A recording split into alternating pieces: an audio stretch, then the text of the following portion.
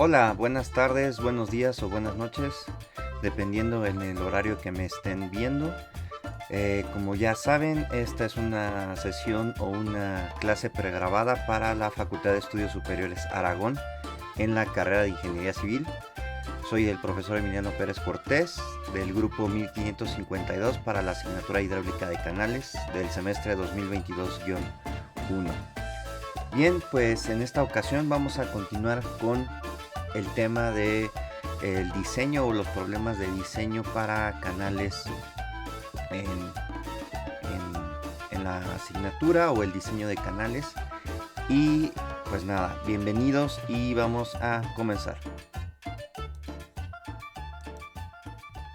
Ok, bueno, entonces estábamos, como les decía, en los problemas de diseño. Y en específico ahorita les voy a platicar sobre el diseño de canales y el propósito de ese diseño, ¿no? La metodología existente para el diseño de canales cubre principalmente la sección adecuada de la sección hidráulica por donde fluye el agua, en condiciones de flujo uniforme y caudal o gasto máximo.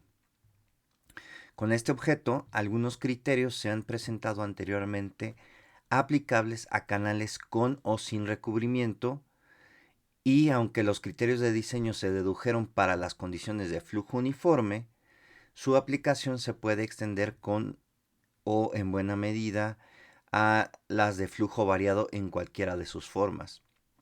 Obviamente todavía no iniciamos o hemos visto el flujo variado, pero en los siguientes capítulos veremos toda la teoría y todo lo que tenga que ver o al respecto de ese flujo variado. Bien, como recordatorio, esto ya lo habíamos visto, ya se los había mencionado en clases anteriores. Habíamos platicado a grandes rasgos lo que era el bordo libre o libre bordo y que íbamos a, de manera general, tener un valor aproximado de 0.05 del tirante en metros, esta es la acotación que le estoy dando, o 0.3 del tirante también en metros. Cabe destacar que esto es de manera general y un valor aproximado. Existen o expresiones o existen también fórmulas recomendadas tanto por el USBR de los Estados Unidos como de cualquier organismo técnico de cada país, ¿no? Entonces, bueno, esto ya lo habíamos dicho, también habíamos platicado algo de las velocidades permisibles en canales revestidos y canales no revestidos, ajá. Y bueno, esto es como recordatorio porque a continuación vamos a continuar con el propósito y vamos a ver o vamos a, a ser más puntuales o vamos a dar una breve descripción de la metodología, ¿no? Bueno, entonces, la metodología existente para el diseño de canales cubre principalmente la selección adecuada de la sección hidráulica por donde fluye el agua, ¿no? Esto ya se los había platicado de las imágenes anteriores. El contenido siguiente está dirigido a la solución de problemas que se relacionan propiamente con la parte del canal donde se mueve el agua. También en flujo uniforme, donde la solución debe tomar también en cuenta los aspectos de trazo, construcción y economía que igualmente influyen de modo importante en el diseño. Bien, cualquiera que sea el canal por diseñar, el ingeniero debe conocer las prioridades del material que constituirá la plantilla y taludes después de efectuar la excavación. Dicho material formará el cuerpo del canal cuando no se recubra o servirá para soportar el recubrimiento cuando se utilice.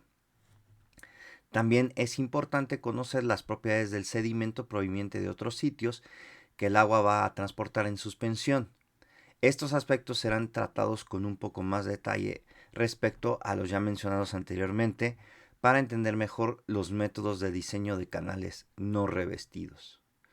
Entonces, primero se expondrá los procedimientos generales de diseño de los canales revestidos o no revestidos consistentes en la selección del talud, velocidades mínima y máxima del flujo y los criterios para estimar el libre bordo. Bueno, a grandes rasgos ya he dado algunas cosas con respecto a esto que estoy mencionando.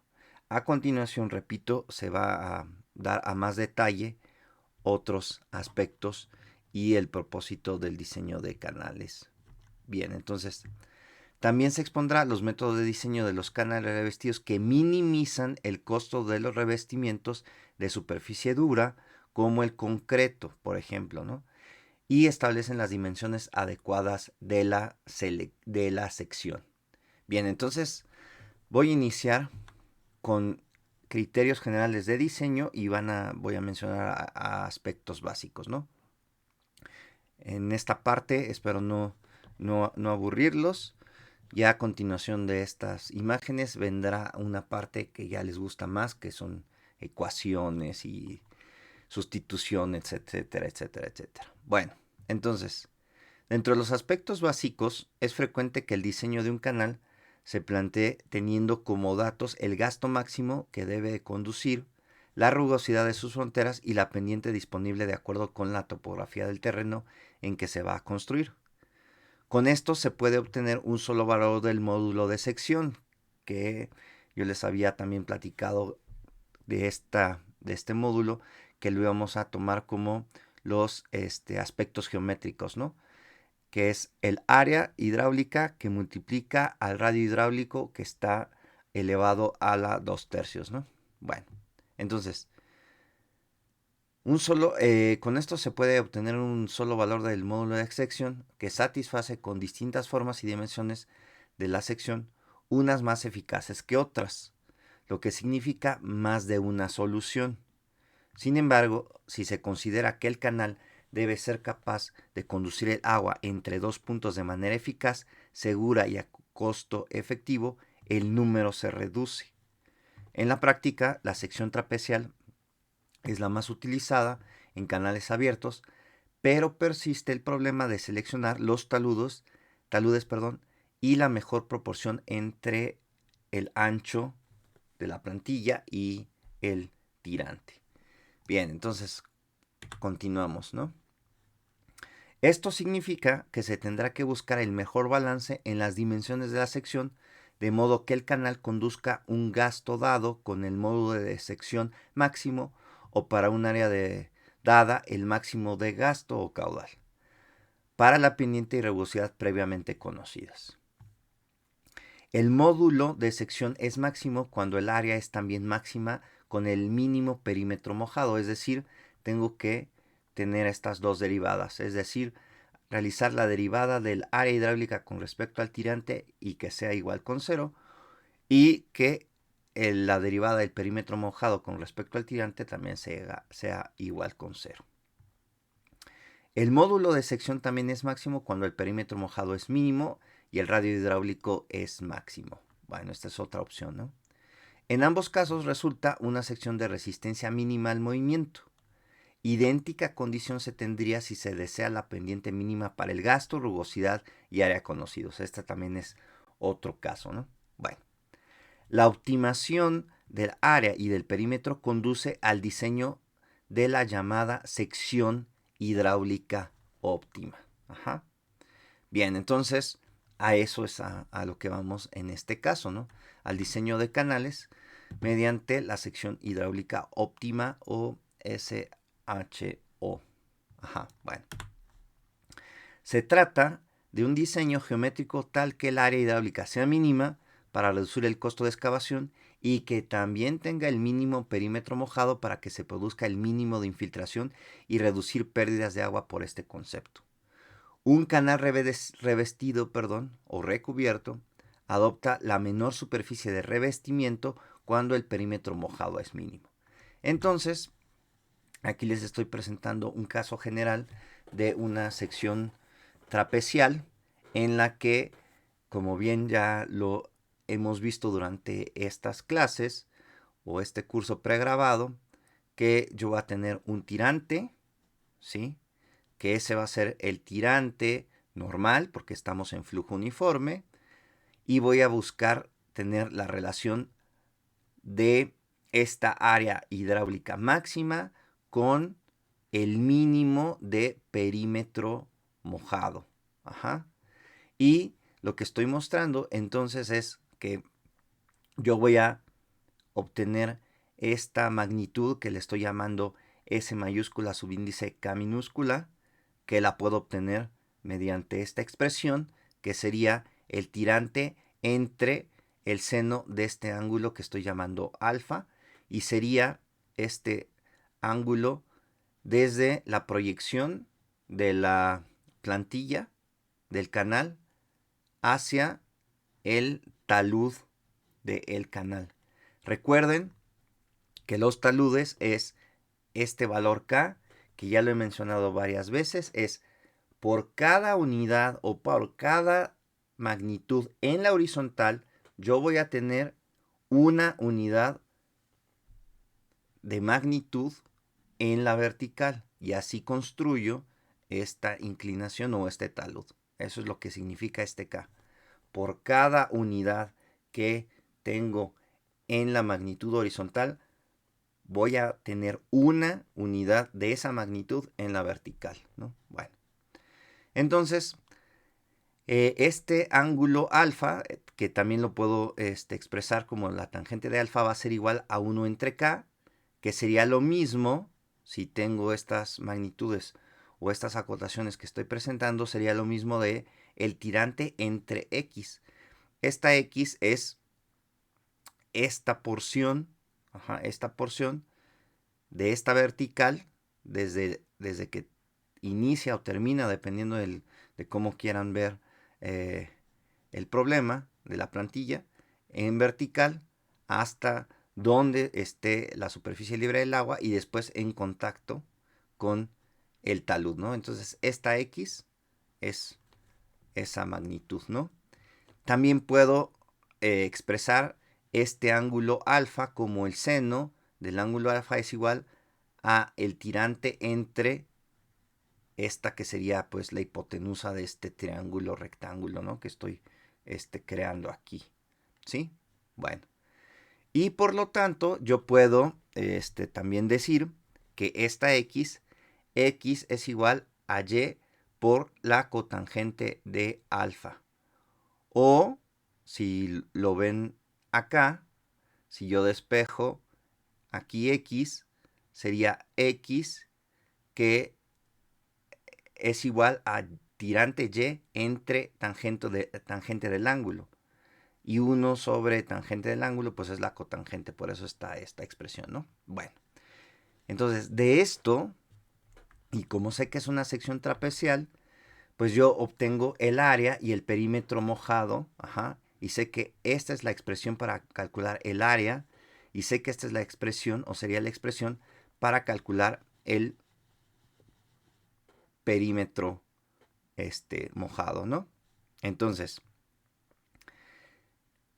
aquí está, sería B por tirante más Y o tirante al cuadrado por cotangente de alfa, y el perímetro mojado sería el ancho de la plantilla más 2 veces esta magnitud que le llamo S mayúscula K minúscula, ¿no?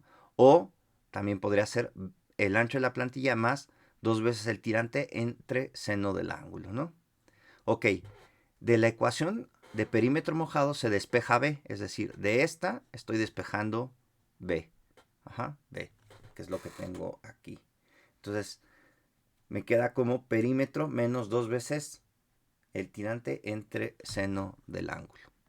Entonces, lo que tengo acá, simplemente copié lo que estaba en esta columna aquí, lo copié. Entonces, continúo. Bien, sustituyendo la ecuación anterior de el ancho de la plantilla, en la ecuación de área obtengo esto, o se tiene esto. Ese es simple álgebra, estoy sustituyendo. Bueno, entonces me queda que el área es igual al perímetro mojado por el tirante menos 2 veces el tirante al cuadrado entre seno del ángulo más el tirante al cuadrado cotangente de alfa. Al ser alfa constante, porque K o el talud dado es constante, para obtener el área mínima y el perímetro mínimo se debe de satisfacer esto, ¿no? Entonces lo que voy a hacer es esta derivarla con respecto al tirante e igualarla al 0 y esta igual, ¿no? Hacer la derivada del perímetro mojado respecto al tirante e igualarlo con 0, ¿no? Y entonces, derivando la ecuación, esta se tiene que, pues el perímetro mojado por y, al derivar me queda perímetro, al hacer la derivada de esto me queda esto, y al derivar esto me queda esto, y entonces la igualo con 0, ¿no? Sustituyendo la ecuación del perímetro mojado en la derivada del área con respecto al tirante, se tiene lo siguiente, ¿no? Esto. Ajá. Repito, sustituyendo la ecuación del perímetro mojado, que es esta, en la derivada del área con respecto al tirante, es decir, esta, o sea, estoy sustituyendo esto, esto, o esto, si quieren verlo así, aquí, este es este, y los estoy sustituyendo acá. Ajá. Y luego menos todo igual con 0, ¿no? Entonces continúo esta, esto de esto, obtengo simplificando y despejando el ancho de la plantilla o B, se obtiene esta expresión, ¿sí? O sea, ya despejando B y simplificando, obtengo esto. Ajá. Ahora bien, de la ecuación de Manning y las ecuaciones de área y perímetro mojado se tiene esto, ¿no? Ya sabemos, esta es la ecuación de Manning, está modificada algebraicamente porque así nos conviene. Y ya sabemos también que esta ecuación de Manning proviene de la ecuación de chasis, de la velocidad, en el que el coeficiente C de fricción de chasis estamos utilizando Manning, ¿no? Bueno, entonces, de esto sustituimos, hacemos sustituciones y desarrollando la ecuación anterior, así como sustituyendo la ecuación de el ancho de plantilla obtenida y despejando Y, se obtiene esto. Esto. Y fíjense, aquí ya tengo el valor del tirante respecto a el ángulo, que va a ser constante, y los factores hidráulicos, ¿no? La N de Manning, el caudal y la pendiente del canal. Ahora bien, el ángulo es óptimo si alfa es igual a 60 grados. Y se obtiene una sección trapecial correspondiente a la mitad de un hexágono donde el ancho de superficie libre va a ser igual a 2 veces esa magnitud del talud que ya mencioné. Ese sería el ángulo óptimo. Y si el ángulo es igual a 90 grados, la sección es sección rectangular, porque pues los taludes se convierten en paredes verticales. Entonces, la sección hidráulica óptima corresponde a la mitad de un cuadrado donde el ancho de superficie libre es igual a 2 veces el tirante, ¿no? Bien, para la sección triangular es la mitad de un cuadrado con diagonal vertical y cortado por la otra. Entonces, de esta misma, haciendo estas consideraciones, yo obtengo pues las secciones hidráulica óptimas para una sección trapecial, para una sección rectangular y una triangular, y son las que estoy presentando en la pantalla. En donde se cumple esto que acabo de mencionar, ¿no? Se debe de cumplir esto. De ahí están. Bien, en el caso de secciones cerradas, parcialmente llenas, que sería por ejemplo el circular, para la sección circular corresponde a un semicírculo. Y entonces, aquí en el sentido estricto debí de haber puesto ¿cómo se dice? Punteado la parte superior del perímetro para que se quedara el semicírculo, pero bueno, está claro que esa sería la sección hidráulica óptima, para, repito, trapecial, rectangular, triangular, y el caso de la circular. Bien, entonces, vamos a unas pequeñas notas con respecto a este tema. La solución con base en la sección óptima es una simplificación del problema, toda vez que la resistencia al flujo no es la única consideración importante en el diseño. El área hidráulica es únicamente la que utiliza el agua en su movimiento, pero la sección total del canal debe tomar en cuenta el libre bordo y otros factores dependientes de la topografía y de las necesidades de construcción, operación y mantenimiento, que modifican sus dimensiones e incrementan el costo.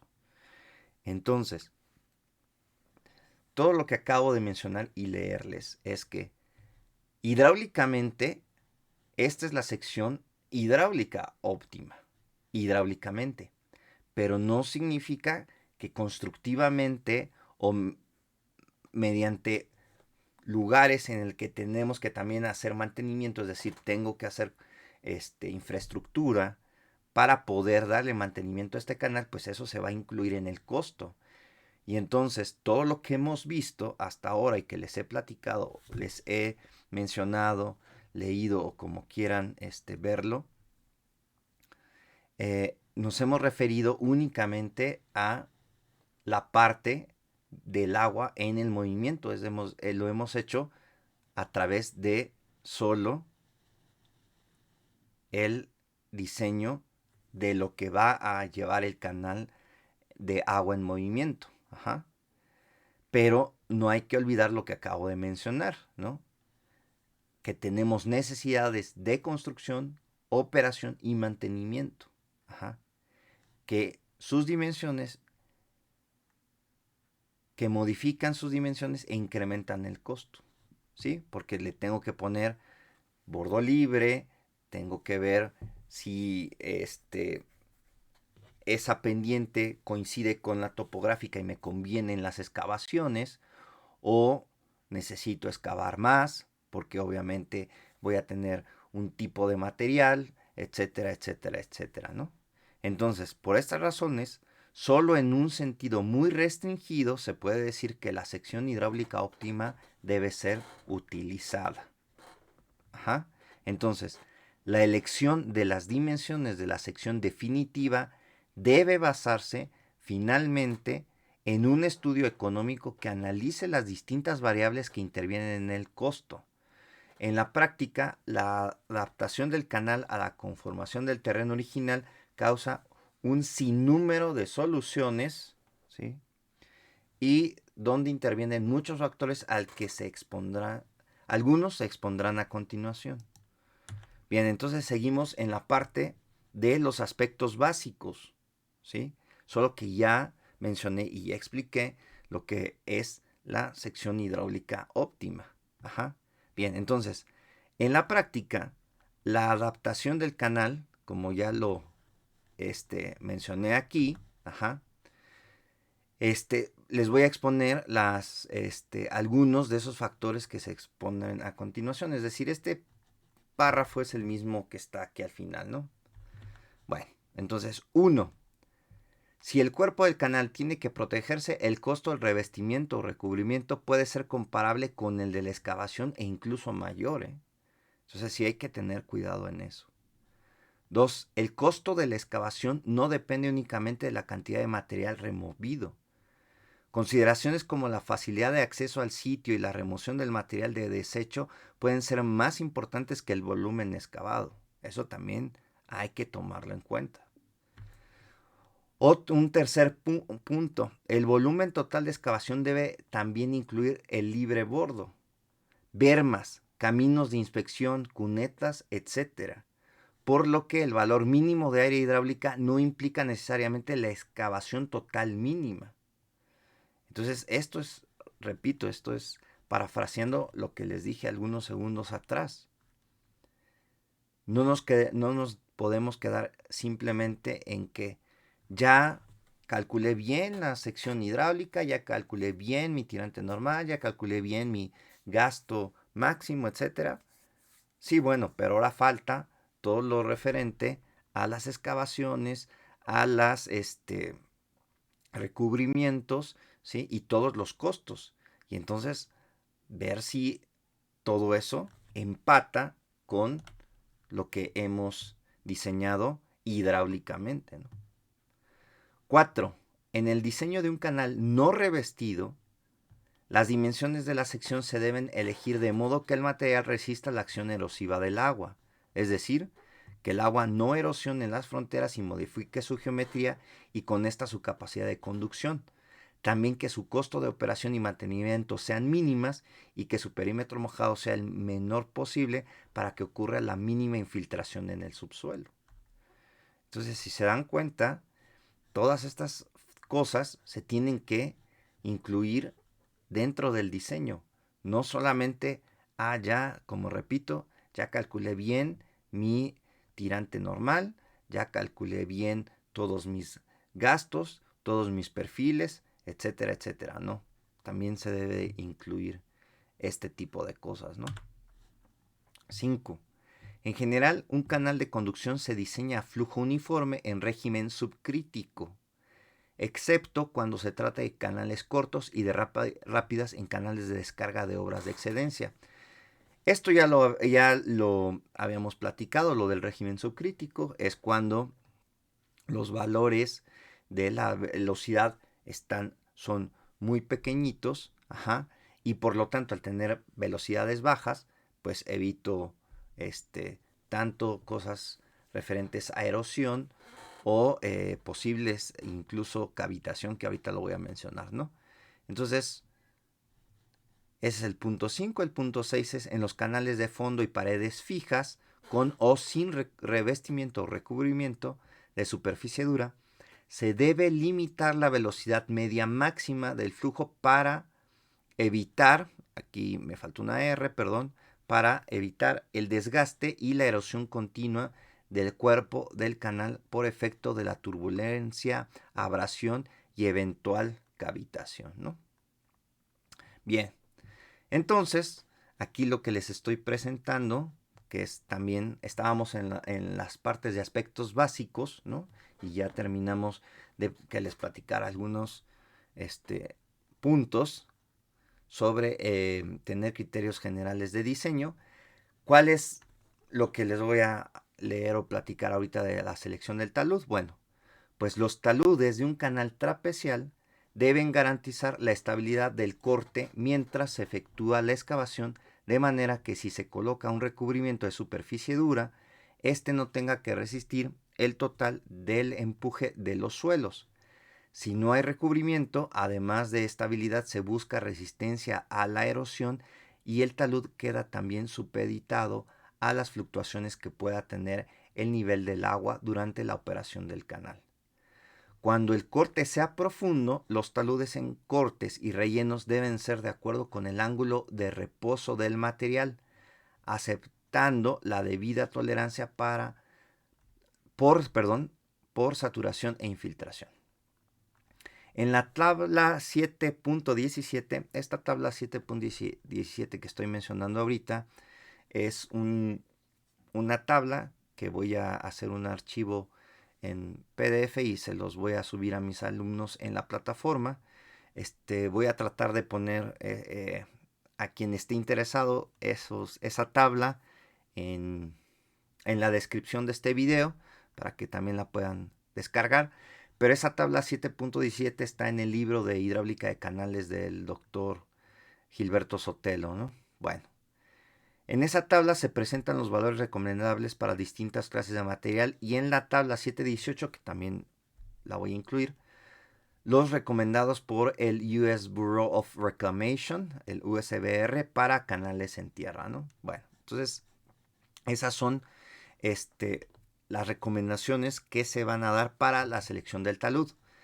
Pero a continuación voy a dar las partes teóricas de cómo seleccionar el talud para canales no revestidos e incluir las velocidades y los esfuerzos máximos permisibles, y al final haremos un ejemplo con respecto a esto de la selección del talud para que quede, pues digamos, claro y ya nada más no quede en que los aburrí de la plática y de la leída, ¿no? Bueno, entonces Para el diseño finalmente de canales no revestidos o no recubiertos, vamos a ver la velocidad y esfuerzo máximos permisibles. Ya les platiqué al principio en el recordatorio las velocidades mínimas para evitar la vegetación, y etcétera.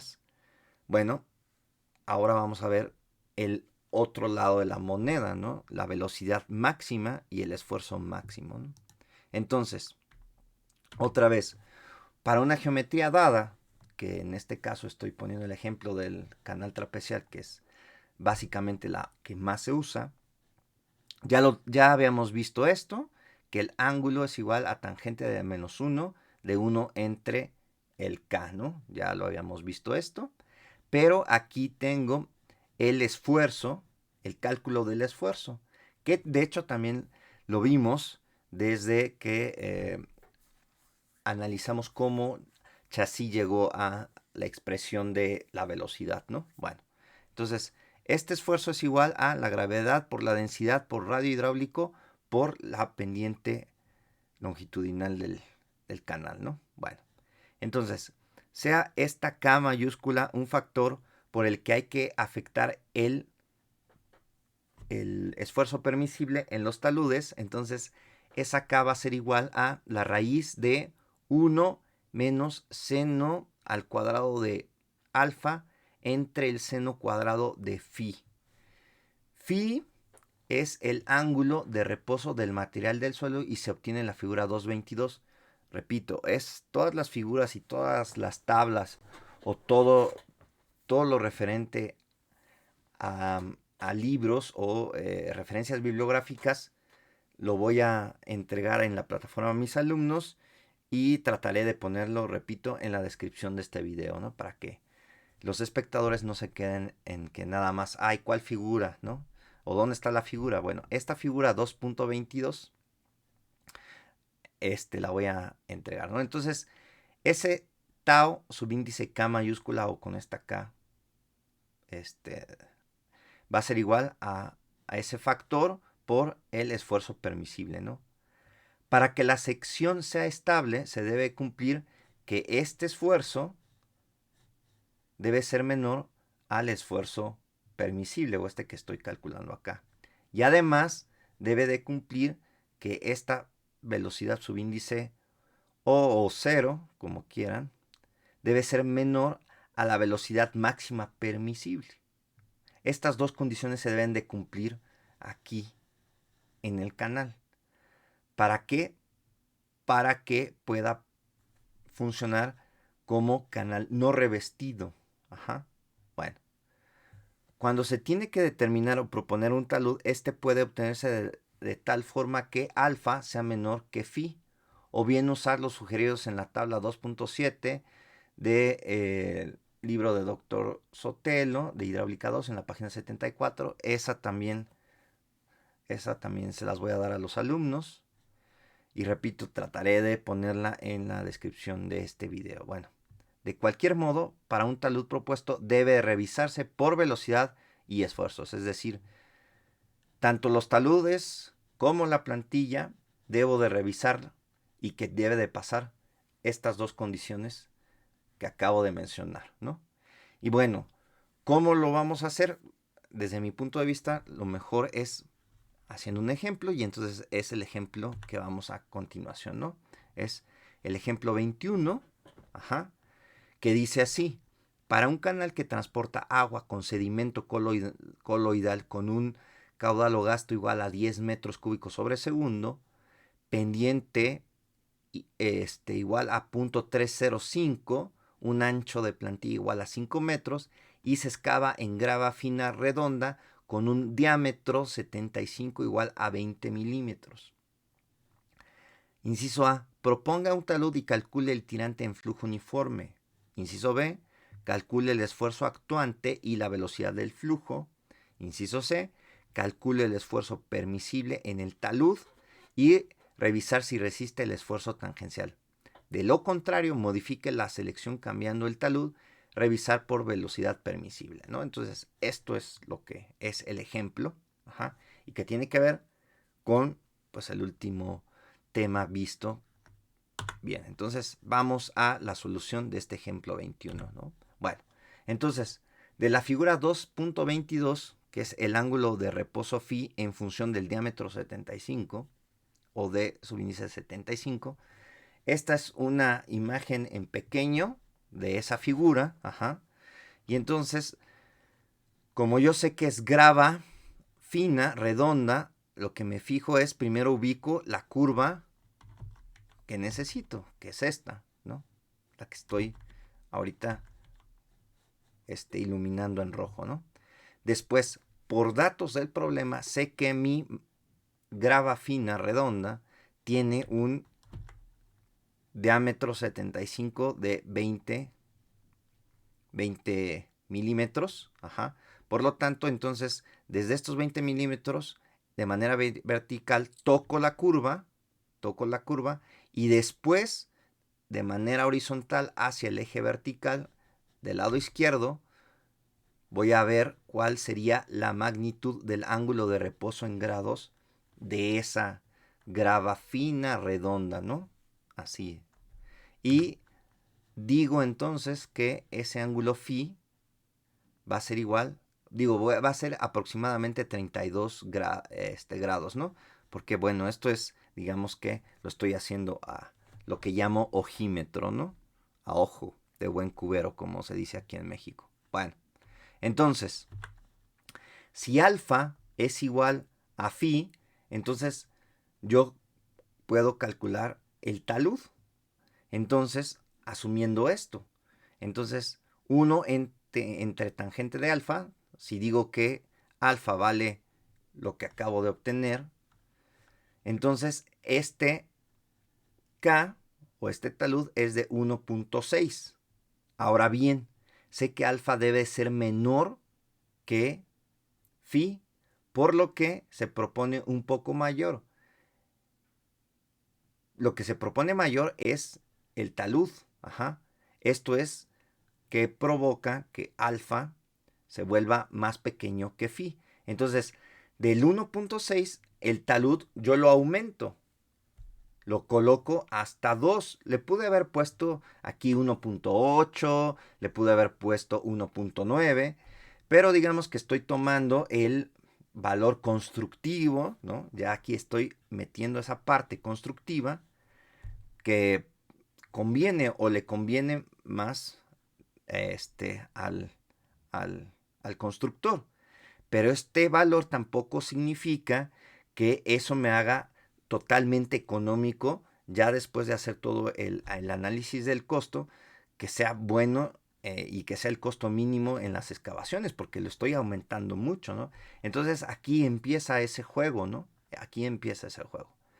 Pero de momento voy a proponer este talud como 2. Entonces, ya que propongo el talud como 2, entonces veo cuánto es mi ángulo alfa. Entonces, alfa va a ser igual a la tangente de la menos 1 de 1 entre k, o el ángulo cuya tangente de 1 entre k, es decir, un medio, ¿no? Y esto me da 26.56 grados. Entonces, alfa, que al principio, fíjense, lo propusimos de 32, que sabemos que debe de ser menor que el ángulo de reposo, pues sí, ahora ya lo tenemos menor, ¿no? Bueno, con este ángulo, lo único que estoy haciendo aquí es copiar lo que tenía anteriormente. Con este ángulo, ajá, porque ya tengo K, ajá, y todos los elementos anteriores, empiezo a responder el inciso A, que es proponga un talud y calcule el tirante en flujo uniforme. Entonces, ya tengo el talud, dije que era de 2. Como sé que es grava fina de la tabla, sé que esa n es igual a 0.020. Sé que el gasto por dato del problema es 10, o eso es lo que yo quiero que ese canal circule o fluya esta cantidad de caudal, 10 metros cúbicos sobre segundo. Necesito o requiero construirlo con esta pendiente y con este ancho de plantilla. Entonces, con estos datos y ya usando la metodología que ya vimos de cómo calcular el tirante normal en flujo uniforme mediante el método de Newton-Raphson. Aquí les estoy presentando otra vez la tablita. Inicio con un tirante de 2. A mí se me ocurrió usar un tirante de 2. Ajá. Y entonces resulta que al hacer el método, me da que el tirante normal es de 1.2736 metros. El área es de 9.6066 metros cuadrados. El perímetro es igual a 10.6933 metros. Y el radio hidráulico es de 0.8984 metros. Es decir, los elementos geométricos en flujo uniforme son los que están en la última fila de esta tabla, ¿no? Bien, entonces, eso lo copié. Aquí arriba voy a continuar con la solución, que sería ahora, porque esta ya es la anterior, pues es la solución del inciso A. Ahora el inciso B me pide calcular o determinar el esfuerzo actuante y la velocidad del flujo. Entonces el esfuerzo actuante se calcula con esta expresión. Ya tengo el radio hidráulico, que lo obtuve del inciso anterior, y entonces simplemente hago 9.81, que es la gravedad, 1000, que sería la densidad del agua limpia, ¿no? Estamos pensando que es agua, sé que puse que es con sedimento coloidal y todo, pero bueno, lo voy a dejar así. Bueno, entonces, radio hidráulico sustituyo la pendiente, y al hacer la operación me da que el esfuerzo actuante, o tau subíndice O 0, como quieran, es igual a 4.4066 pascales. Calculo la velocidad, pues como gasto entre área o caudal entre área, 10 entre 9.60, y me da una velocidad del flujo de 1.04095 metros sobre segundo. Aquí está, ¿no? Entonces ya tengo el inciso B. Ahora tengo que revisar, que es el inciso C. Eso es lo que a continuación, y aquí ya lo pongo completo, ¿no? Para ya no hacer más largo este video. Entonces, el inciso C es ver el esfuerzo permisible y ver si cumple las condiciones, ¿no? Entonces, según la tabla 2.10, que es esta, ¿no? Obviamente aquí no se nota, pero digamos que es el ejemplo para que los alumnos lo sepan. Para grava fina y agua con sedimento coloidal, me dice que la velocidad, que es este valor que está aquí, aquí hago la intersección de las dos columnas, me dice que es de 1.52 metros sobre segundo y que el esfuerzo permisible es de 15.346 pascales. Ajá. Son estos dos valores que están aquí, ¿no? Bien. Entonces, se asume que este esfuerzo es en la base, por lo que en el talud es menor. Claro, ¿no? Entonces, para calcular este esfuerzo, tenemos que calcular primero este factor que ya había mencionado y después multiplicarlo por el esfuerzo permisible, ¿no? Entonces, con phi de 32 grados y alfa de 26.56, calculo este factor K mediante esta expresión y me da ese factor de 0.5367. Con ese factor 0.5367 lo sustituyo acá. Aquí tengo el esfuerzo permisible de la tabla, y al hacer esta operación me da que este esfuerzo, ya con el factor, es de 8.2362 pascales, ¿no? Entonces tengo que revisar las condiciones de estabilidad. Y resulta que el esfuerzo actuante, que me dio de 4.4066 pascales, sí es menor que el esfuerzo permisible, ya incluyendo el talud y la plantilla, es menor que 8.2362 pascales, ¿no? Sí es menor. Entonces sí se cumple, es estable esa condición. Y también estoy viendo que la velocidad máxima o la velocidad que pasa en esas condiciones sí es menor que la velocidad permisible máxima que me da esta tabla. Entonces sí cumple y es estable las dos condiciones. Bien, Al cumplir con ambas, la sección es estable y se aceptan las condiciones. Es decir, yo ya diseñé un canal no revestido con ese material, con esas condiciones, y que propuse que el talud fuera de 2. De 2. Ajá. Ahora bien, ¿qué hubiera pasado si yo al proponer el talud de 2 no me cumple alguna de estas dos? Pues tengo que volver a modificar ese 2, ya sea aumentándolo mucho más o un poco más, para realizar otra vez este procedimiento hasta que se cumplan estas dos condiciones. Entonces, repito, en el caso de que una de estas dos no se cumpla, se tiene que volver a realizar el procedimiento cambiando el talud. Ajá. Obviamente que si ustedes ya lo tienen de alguna manera integrado a una corrida de costos, pues también ahí van a estar jugando en el sentido de cuánto les cuesta o cuánto va a costar toda la obra, ¿no? Para que sea de el menor costo y que cumpla condiciones de seguridad y de mantenimiento y de operación y de todo, ¿no? Bueno, entonces esto sería todo de mi parte por hoy. Como bien ya lo saben, aquellos que no están suscritos, les sugiero que se suscriban, que activen las notificaciones para que cada vez que suba material nuevo, pues lo compartan, hagan comentarios en la caja de los comentarios abajo de la descripción de este video, que le den un buen me gusta y en fin, bueno, eso sería todo. Nos vemos hasta la siguiente clase pregrabada. Hasta luego.